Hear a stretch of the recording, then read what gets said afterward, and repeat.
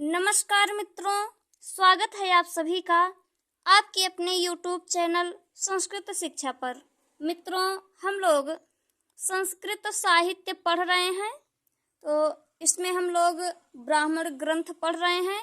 इसके पहले वीडियो में हम लोगों ने ऋग्वेद और यजुर्वेद के ब्राह्मण ग्रंथ का परिचय देख लिया है। तो आज हम लोग सामवेद के ब्राह्मण ग्रंथ के बारे में पढ़ेंगे। तो इसमें देखते हैं, सामवेदीय ब्राह्मण में सामवेद के 11 ब्राह्मण ग्रंथ प्राप्त होते हैं। यानी कि जो सामवेद है इसमें 11 ब्राह्मण ग्रंथ प्राप्त होते हैं। वेदों की संख्या 4 है।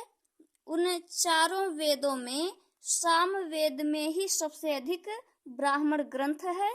तो सामवेद में ब्राह्मण ग्रंथों की संख्या 11 है।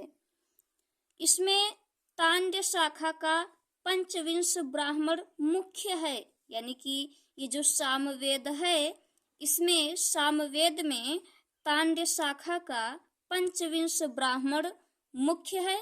इसको ही यानी कि ये जो पंचविंश ब्राह्मण है, तांड्य शाखा का पंचविंश ब्राह्मण, इस पंचविंश ब्राह्मण को ही प्रौढ़, तांड्य और महाब्राह्मण भी कहते हैं।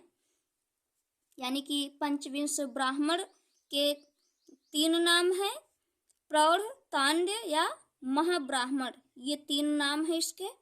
इसमें 25 अध्याय हैं। यानी कि जो ये पंचविंश ब्राह्मण है इसके 25 अध्याय हैं। इसका मुख्य विषय सोमयाग है। यानी कि पंचविंश ब्राह्मण का मुख्य विषय सोमयाग है। षड्विंश ब्राह्मण में 5 प्रपाठक हैं। जो षड्विंश ब्राह्मण है इसमें 5 प्रपाठक हैं। यह वस्तुतः पंचविंश ब्राह्मण का ही परिशिष्ट है। इसके अंतिम प्रपाठक को अद्भुत ब्राह्मण कहते हैं।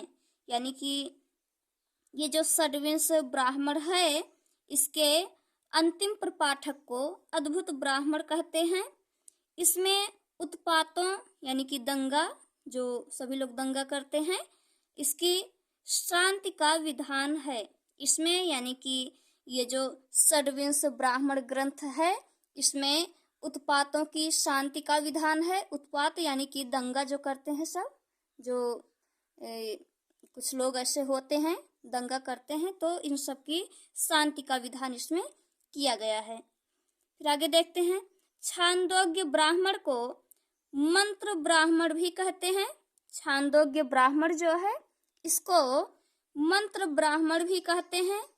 इसमें 2 ग्रंथ सम्मिलित हैं। छांदोग्य ब्राह्मण में 2 ग्रंथ सम्मिलित हैं। इसमें पहला है छांदोग्य ब्राह्मण। इसमें यानी कि छांदोग्य ब्राह्मण में 2 प्रपाठक हैं। प्रत्येक में 8 खंड हैं। ये जो छांदोग्य ब्राह्मण है इस छांदोग्य ब्राह्मण में 2 ग्रंथ सम्मिलित हैं। जिसमें पहला है छांदोग्य ब्राह्मण, और छांदोग्य ब्राह्मण में 2 प्रपाठक हैं। प्रत्येक में 8 खंड हैं। और दूसरा है छांदोग्य उपनिषद। छांदोग्य उपनिषद में 8 प्रपाठक हैं। सामविधान ब्राह्मण में 3 प्रकरण हैं। यानी कि ये जो दूसरा है इसमें छांदोग्य ब्राह्मण का दूसरा भाग ये है छांदोग्य उपनिषद। इसमें 8 प्रपाठक हैं। फिर अगला है सामविधान ब्राह्मण। तो सामविधान ब्राह्मण में 3 प्रकरण हैं। जिसमें कृच्छ का अर्थ होता है कठिन। तो जिसमें कृच्छ यानी कि कठिन, अतिकृच्छ यानी कि अधिक कठिन, अतिकृच्छ आदि व्रतों, पुत्र, ऐश्वर्य एवं आयुष्य की प्राप्ति के लिए विविध अनुष्ठानों का वर्णन है। यानी कि ये जो सामविधान ब्राह्मण है इस सामविधान ब्राह्मण में 3 प्रकरण हैं। सामविधान ब्राह्मण में 3 प्रकरण हैं, जिसमें कृच्छ का अर्थ होता है कृच्छ्र है, इसका अर्थ होता है कठिन। अतिकृच्छ्र आदि व्रतों, पुत्र, ऐश्वर्य एवं आयुष्य की प्राप्ति के लिए विविध अनुष्ठानों का वर्णन है। तो आगे देखते हैं। आर्षेय ब्राह्मण। आर्षेय ब्राह्मण में 3 प्रपाठक हैं। यह सामवेद की आर्षानुक्रमणी का काम करता है। इसमें जो सामवेद का ब्राह्मण है, इसमें अगला है आर्षेय ब्राह्मण। इसमें 3 प्रपाठक हैं। यह यानी कि यह जो आर्षेय ब्राह्मण है, यह सामवेद की आर्षानुक्रमणी का काम करता है। दैवत ब्राह्मण अगला है। दैवत ब्राह्मण या देवताध्याय ब्राह्मण, यानी कि ये सामवेद का अगला जो ब्राह्मण है दैवत ब्राह्मण है, जिसे देवताध्याय ब्राह्मण भी कहते हैं। इसमें 3 खंड हैं। इसमें देवताओं और छंदों का वर्णन है, यानी कि ये जो दैवत ब्राह्मण है, जिसे देवताध्याय ब्राह्मण भी कहा जाता है, इसमें 3 खंड हैं। इसमें देवताओं और छंदों का वर्णन है। ये देवता अध्याय ब्राह्मण जो है, इसमें देवताओं और छंदों का वर्णन है। फिर अगला है संहितोपनिषद ब्राह्मण।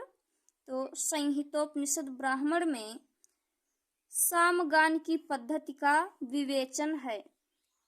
संहितोपनिषद ब्राह्मण में सामगान की पद्धति का विधान यानी कि पद्धति का विवेचन है। तो आगे देखते हैं। आगे है वंश ब्राह्मण में सामवेद के गुरुओं की वंश परंपरा वर्णित है, यानी कि सामवेद में जो वंश ब्राह्मण है, इसमें सामवेद के गुरुओं की वंश परंपरा वर्णित है। जैमिनीय या तलवकार ब्राह्मण अगला है। जैमिनीय या तलवकार ब्राह्मण में यागानुष्ठान का महत्व वर्णित है, यानी कि ये जो जैमिनीय या तलवकार ब्राह्मण ग्रंथ है, इसमें यागानुष्ठान का महत्व वर्णित है। इसका ही एक भाग जैमिनीय उपनिषद ब्राह्मण नाम से प्रसिद्ध है। तो इसमें जो ये तलवकार जैमिनीय या तलवकार ब्राह्मण है, यानी कि जैमिनीय को तलवकार ब्राह्मण ग्रंथ भी कहा जाता है। तो इसमें यागानुष्ठानों का महत्व वर्णित है। इसकी ही यानी कि जैमिनीय ब्राह्मण ग्रंथ की ही एक भाग जैमिनीय उपनिषद ब्राह्मण नाम से प्रसिद्ध है, जो गायत्री उपनिषद यानी कि गायत्री उपनिषद भी कहा जाता है। तो मित्रों, इस प्रकार से हम लोगों ने सामवेद के ब्राह्मण ग्रंथों का परिचय देख लिया। जैसा कि हम लोग जानते हैं, सामवेद में सबसे अधिक ब्राह्मण ग्रंथ हैं, जिनकी संख्या 11 है। तो मित्रों, आशा है वीडियो आप लोगों को पसंद आई होगी। तो वीडियो को लाइक कीजिए, चैनल को सब्सक्राइब कीजिए तथा अपने मित्रों के साथ शेयर कीजिए। और यदि वीडियो के बारे में आप कुछ कहना चाहें तो कमेंट बॉक्स में कहिए, जिससे इससे भी अच्छी वीडियो लेकर हम आ सकें। तो मित्रों, वीडियो देखने के लिए आपको बहुत बहुत धन्यवाद। इसके आगे हम लोग अगले वीडियो में देखते हैं। मिलते हैं अगले वीडियो में, तब तक के लिए नमस्कार।